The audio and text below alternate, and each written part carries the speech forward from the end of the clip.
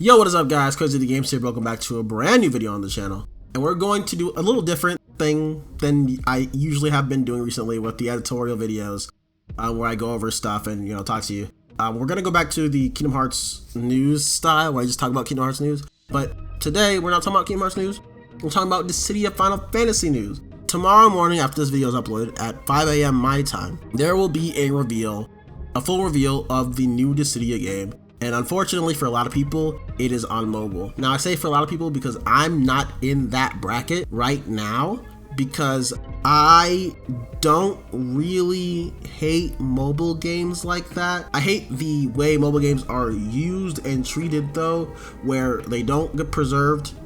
Once they're gone, they're gone. And also how they try to nickel and dime you on most of them. I'm not a fan of that, but I do have mobile games I played and enjoyed. I've enjoyed Musume, I've enjoyed Bleach Brave Souls, I've enjoyed Ever Crisis, I've enjoyed Zenless Zone Zero, but the problem with all those, and the ones that I fell off of like Genshin Impact and Honkai Star Rail, is the combat for them is weaker or lesser versions of combat in other games that I have enjoyed. Like, I have enjoyed the Trails series, which is what Honkai Star Rail I feel like it's taking from. The Trails of series. I enjoy that combat so much because of how in-depth it is and character building is. You don't get that in Honkai Star Rail. You don't get that in Ever Crisis, which feels like a weaker version of FF13 systems, which FF13 1 and 2 and 3 progressively as the games improved had a lot of good character building and really fun combat systems. But Ever Crisis is such a slimmer, weaker, watered down version of that. Bleach Brave Souls is an action RPG,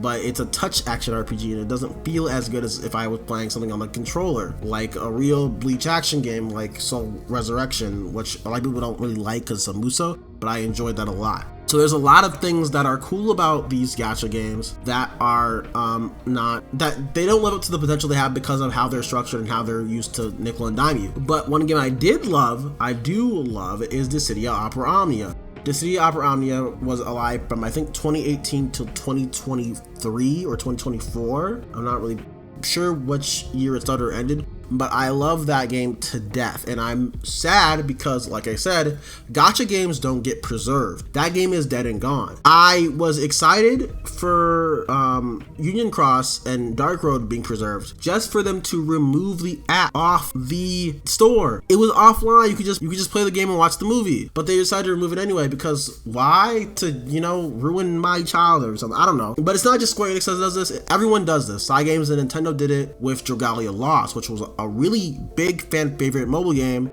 that was made by Cygames and Nintendo and had a bunch of good cool crossovers. It was really fun, had fun combat, died, it's gone. That's my problem with mobile games. But mobile games within themselves as games aren't really a bad idea. They're not really a bad idea. So that's why it bothers me. We get all these cool concepts and ideas, but they're shoved on a place that will lose them forever. And I know we won't live forever, so should the games live forever? I don't know. There's like a dilemma with that, a cosmic, deeper thing to look into. I don't know what I'm saying. But the point is, I don't like mobile games, but I do. And that's why I'm excited for this, because it's gonna be sick as fuck. It is a Dissidia Final Fantasy taking place in the real world, specifically in Japan. And it's not, and I don't think it's a GPS RPG because it's set in Japan. I think Japan's just the setting of the game. Because I think if it was a GPS RPG, I could be wrong. I think if it was a GPS RPG like Pokemon Go or Dragon Quest Walk or Missing Link was going to be, they would have said so